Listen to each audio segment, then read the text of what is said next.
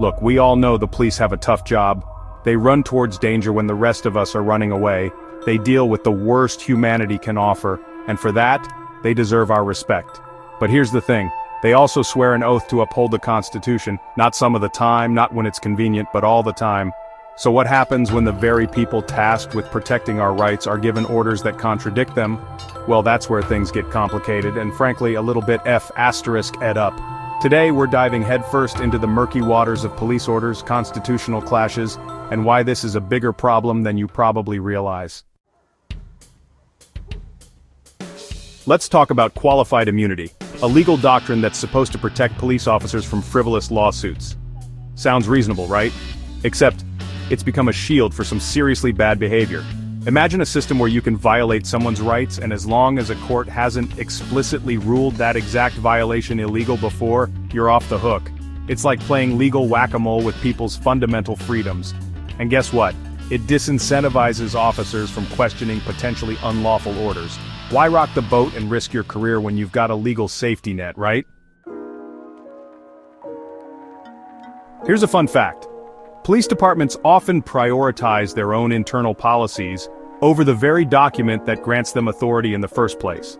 Seriously, it's like your gym prioritizing its no outside food rule over the laws of physics.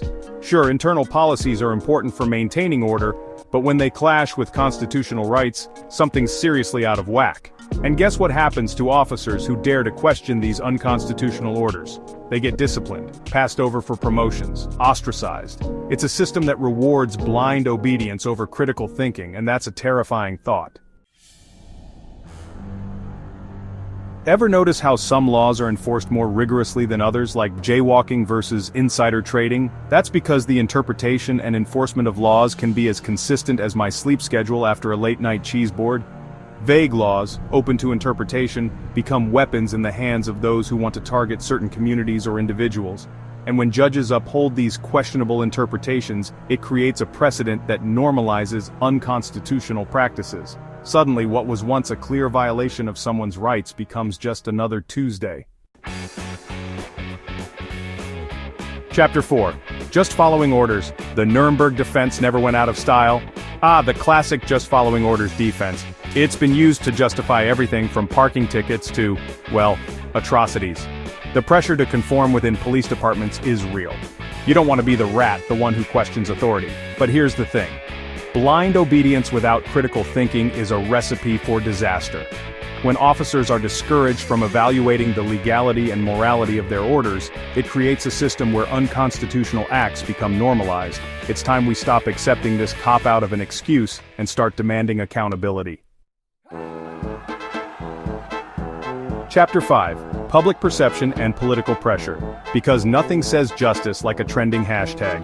Let's be real, politicians love to use tough-on-crime rhetoric to score political points. And the media?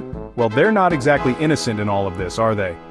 Sensationalized headlines and fear-mongering create a climate where violating civil liberties in the name of public safety becomes not only acceptable, but expected. Suddenly, officers are caught between a rock and a hard place, pressured to prioritize public perception and political agendas over individual rights.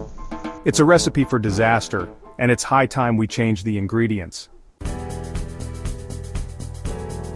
Chapter 6. Training our way out of this mess. Because even police deserve a good education. Look, this isn't about bashing cops. It's about fixing a broken system. We need to invest in our police officers, give them the training and resources they need to do their jobs effectively and constitutionally. That means longer, more comprehensive training programs that go beyond simply how to shoot a gun. We need to be talking about de-escalation techniques, conflict resolution, and building trust within communities. Let's face it, sending officers out onto the streets with inadequate training and expecting a different outcome is like expecting a toddler to file your taxes correctly. It's not going to end well. Outrow building a better thin blue line. The truth is, our police officers deserve better. They deserve the best training in the world. Training that equips them to uphold the Constitution and protect the rights of every citizen. And you know what? We can learn a thing or two from other countries. Places like Finland, Norway, and Japan, where police officers are highly trained in de-escalation, community engagement, and respect for human rights. They see policing as a service, not a force. It's time we stopped seeing this as a radical idea and started demanding better for our communities and for the officers who swear to protect them. Our police officers deserve the best training in the world. By adopting practices from countries like Finland, Norway, and Japan, we can ensure our officers are better prepared to uphold the Constitution and protect civil liberties. Let's push for these changes and make a difference.